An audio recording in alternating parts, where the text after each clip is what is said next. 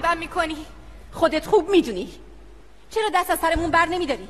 من با شما چی کار دارم؟ در حد من نیستین. یه جرمی مرتکب شدین، منم خبر دادم. فکر میکنی میتونی بچه‌های اون پرورشگاه رو تحقیر کنی؟ ولی اونا بعد از هر ضربه قوی تر شدن. داری از حسودی میمیری مگه نه؟ ها؟ داری میمیری. تو همینی. اعتماد به نفست پایینه. حسودی. تو به من حسودی میکردی. به خانواده‌ام، به لباسام، به همه چیزم حسودی میکردی. دست از سرم بردار. تو هیچی استعداد نداری. مارال از تو بهتر آواز میخونه. گونه‌ای از سوگل بیشتر خوشش میاد. منم از تو باهوشترم. ولی تو به غیر از دختر نازان خانم بودن هیچ چیز دیگه ای نیستی. برو گم شو. ببین دختر، دست از سر ما بردار وگرنه میکشمت. میفهمی؟ میکشمت. هیچی واسه از دست دادن ندارم. میکشمت. دخترو چه خبرتونه؟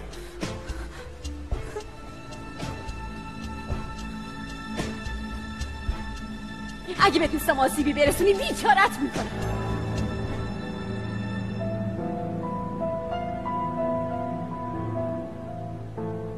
چه خبر شده؟ آقا من آدم بی استعداد و بی مصرفیم.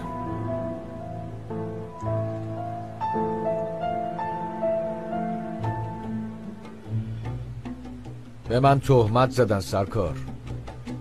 با یاووس صحبت کنی یا بذاری من صحبت کنم. اون وقت میبینین که حرفاشو پس میگیره. مگه تو دزدی نکردی؟ پشت به کی گرمه؟ بگو ما هم بدونیم. به خدا دارم راست میگم. قسم میخورم سرکار. بله. کی؟ باشه فهمیدم.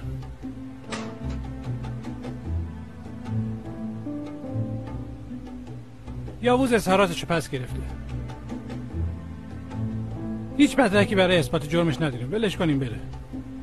چشم قربان. ممنون سرکار. نمیدونم چه غلطی کردی، ولی حواسم بهت هست.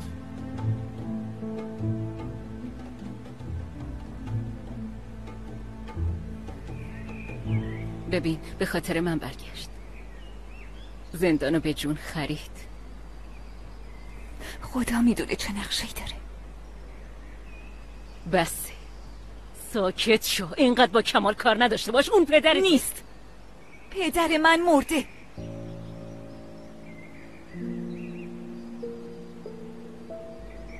بهتر که مرد.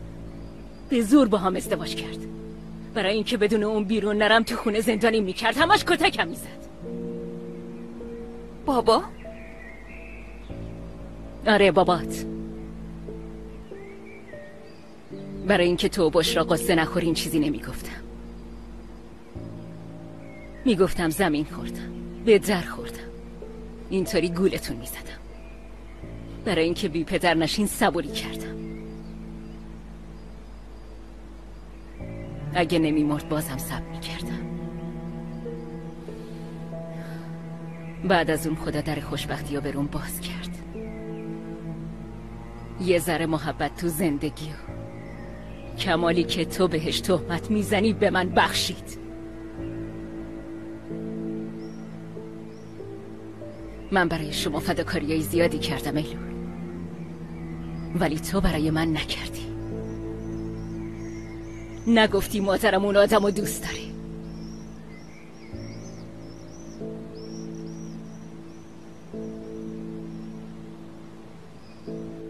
دافنه جون تو دختر خاصی هستی، خیلی هم با استعدادی. ببین بعد از اینکه از تیم والیبال جدا شدی میدونی که همش منتظر بودم برگردی. در ضمن اولین مسابقه بدون تو هم باختیم. برای اینکه کاپیتان تیم نبودم مامانم ازم خواست که از تیم جدا بشم. اون همیشه میخواد من تو همه چیز اول باشم. کاپیتان بودن اهمیتی نداره، ولی برای اون خیلی مهمه. راستش جمره به من خیلی حسودی میکنه. من از اون خوشگل‌ترم. خوشگلم مگه نه؟ ببینم تو الان کلاس نداری؟ برو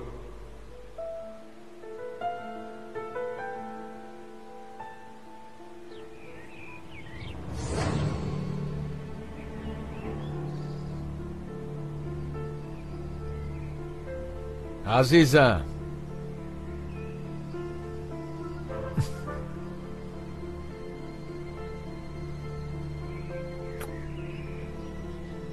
خدا رو شکر که اینم گذشت. حالا میتونیم مثل قبل خوشحال و خوشبخت باشیم. بشرا دخترم بیا.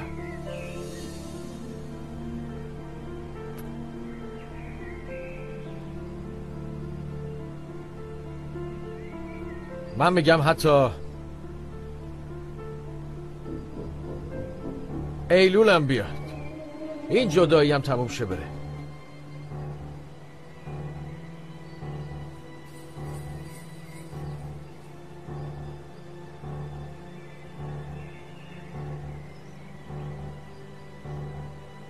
باید از خانواده ساغر تشکر کنی، به خاطر اونا نجات پیدا کردین. اگر نه سالهای سال خودم رو گم و گور میکردم همتون بیچاره میشدین. دختر عزیزم، من نمیخوام دخترم آواره یتیم خونه باشه. تا وقتی تو هستی من تو اون خونه نمیام. برای چی؟ تو یتیم خونه خیلی آزادی داری؟ برای همین چه شد مادر پدرتو نمیبینه؟ تو پدر من نیستی. خدا ذلیلت کنه. خستم کردی. این آدم دیگه باید برات چیکار کنه ها؟ چیکار کنه؟ مامان تو حرف منو باور نمی کنی، ولی اگه حرف من راست باشه چی؟ چطور میتونی با اون بری؟ چطور میتونی راحت بخوابی؟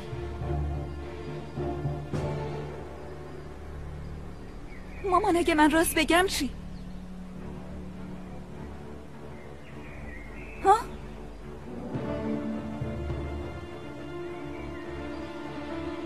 مسعوده ببین، این دختره داره اون روی سگ منو بالا میاره. من هی میگم دخترم از زیر بالا پرشو میگیرم، اون وقت میبینی اون چی میگه؟ به خدا یه بلایی سرش میاره. خیلی خوب کمال، عصبانی نشو.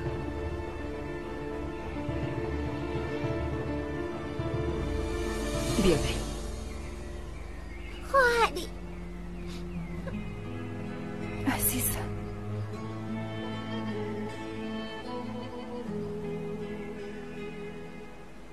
بیا دخترم بیا بریم. خواهرت ما رو نمیخواد.